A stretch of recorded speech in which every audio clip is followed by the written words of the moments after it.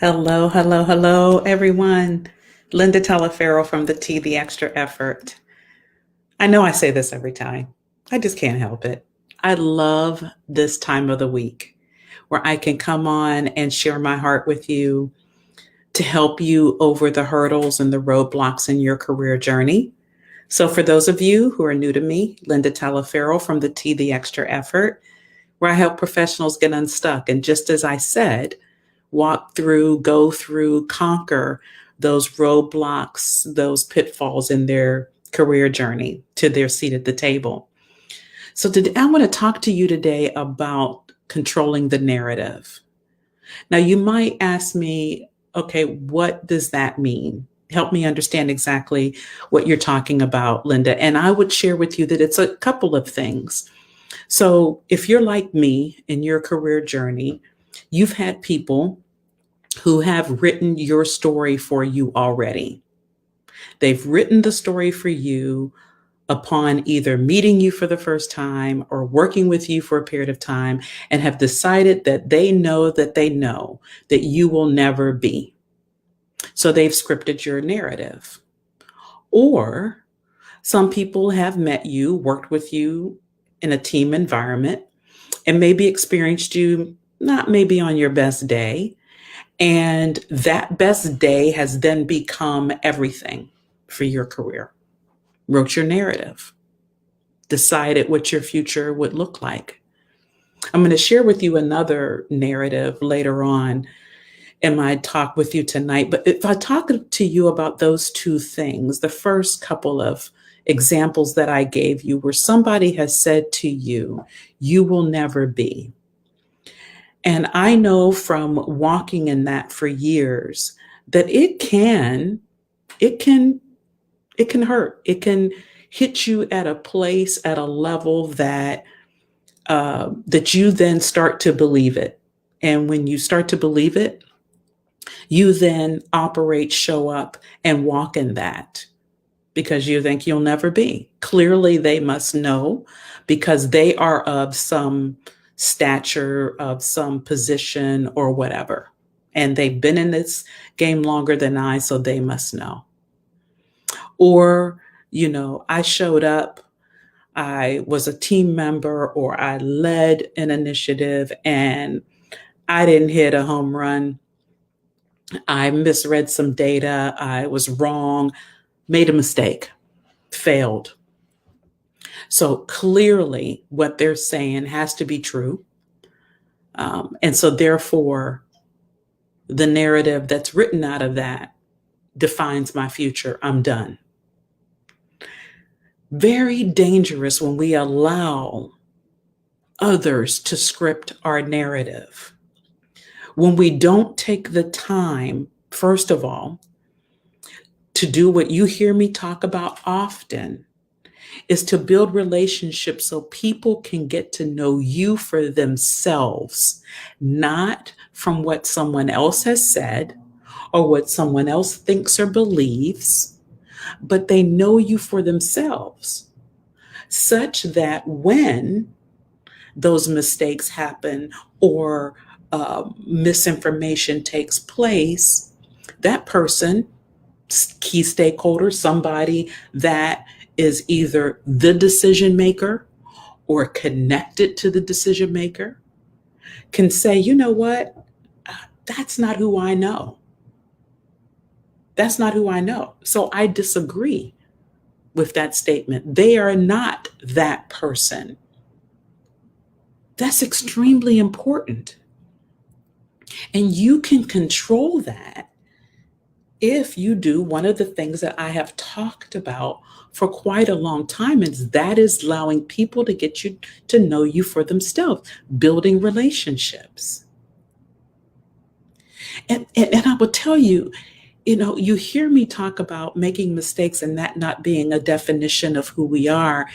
The narrative also, let's put aside that, let's just say, for lack of argument, you have the relationships, you are doing all those things, but the negative self-talk that we have a tendency to get into creates a narrative that gets totally out of control.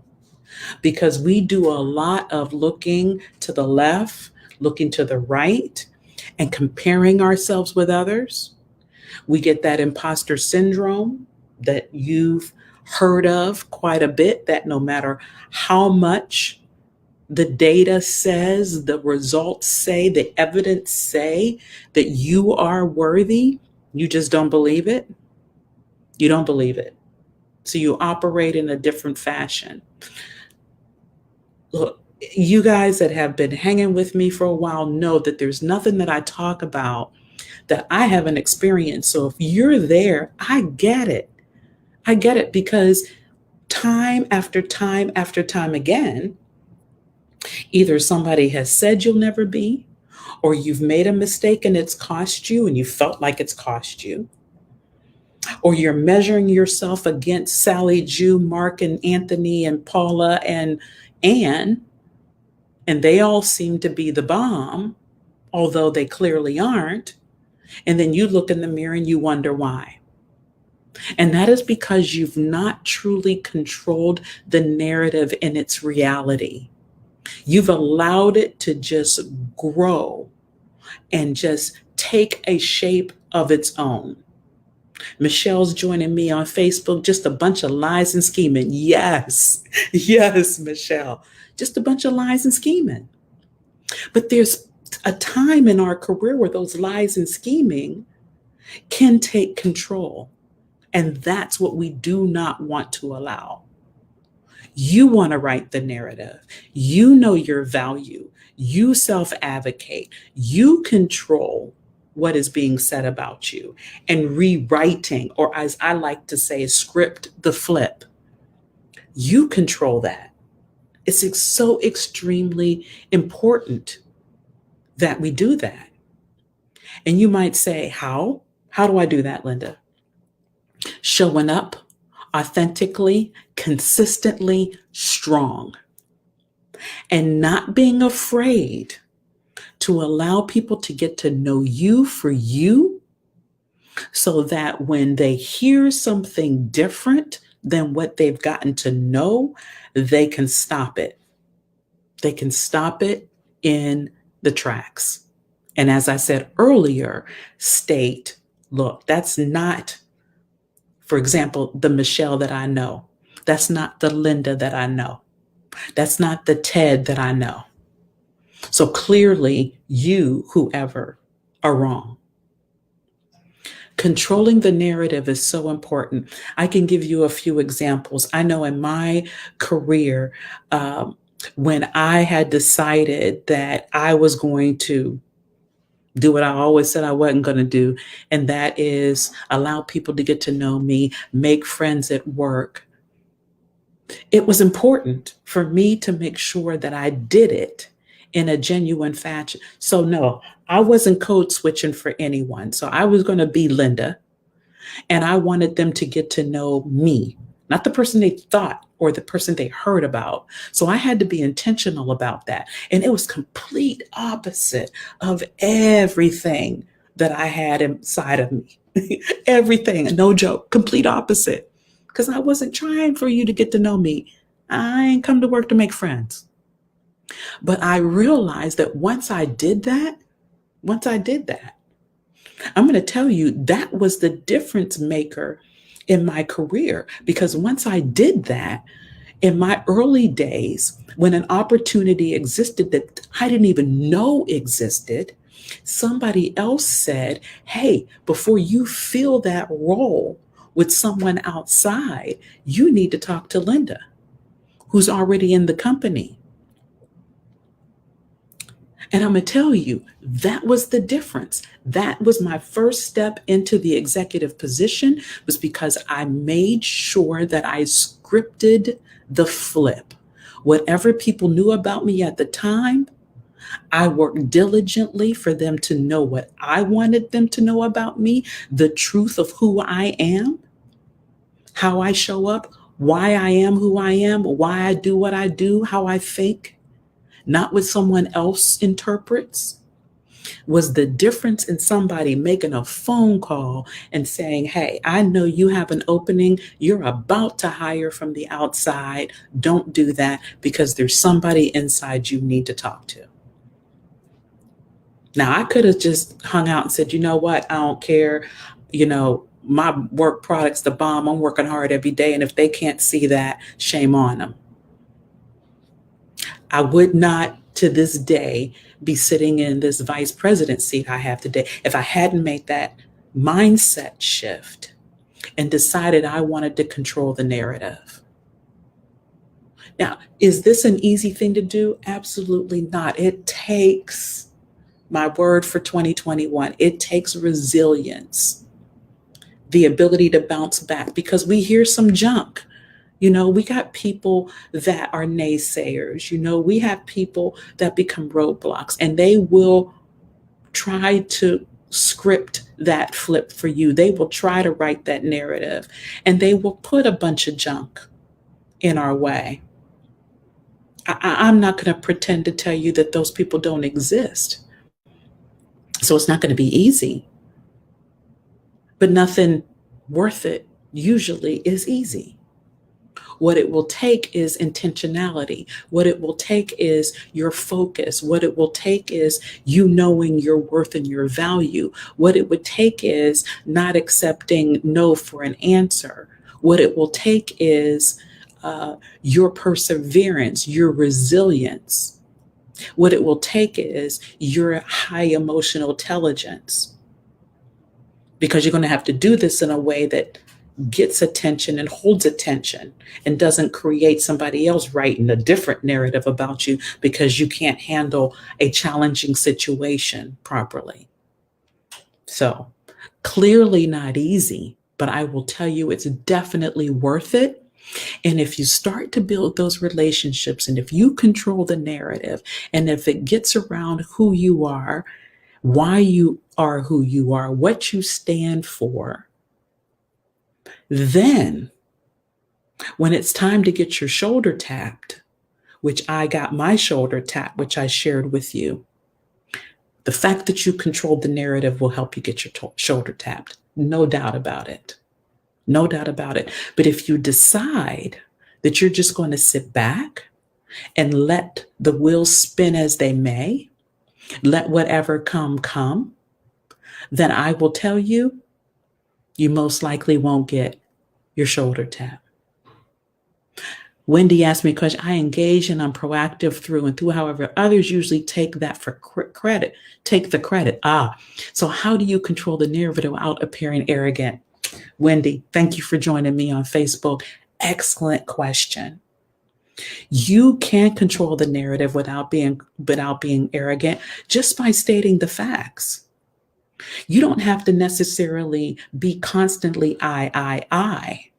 But if you're speaking with the data, you're speaking with the facts, if you have regular engagement and conversation, it becomes very apparent who the person is. Now, when you talk about other people taking credit, been there, done that, I relate to you. Been there, done that. And what I would offer to you, Wendy, and anybody else that's listening to this is pick your battles. I'm going to tell you, there has been times when someone has taken a full presentation of work that I did and taken credit for it. And I had to strategically decide, was it big enough for me to, with high emotional intelligence at the time, check the person during the meeting and make the correction? Or was it a pass? I've had bosses take credit for work they clearly didn't do. But I had to strategically pick my times when I wanted to have those battles. And then with very high emotional intelligence and executive presence during the presentation, I would make corrections. Because when somebody hasn't done the work, Wendy, they can't answer the questions. They can't pose certain comments because they don't have the experience. They didn't do the work.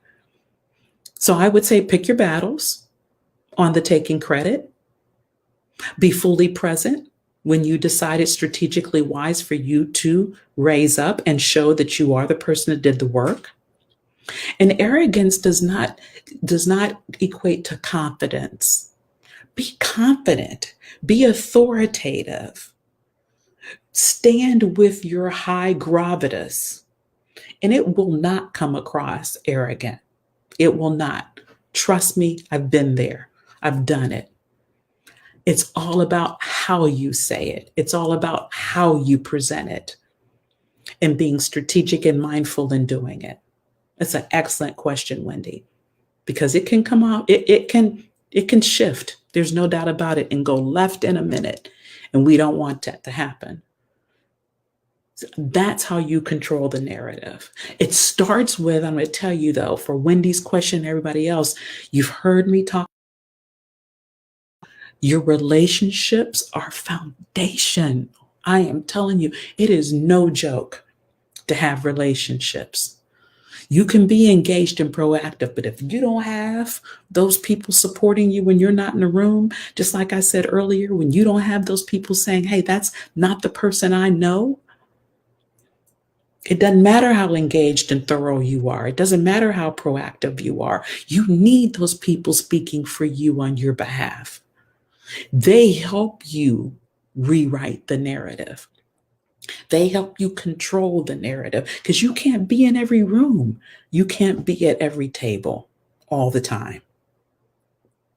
So that is my tidbit for this Transformational Tuesday.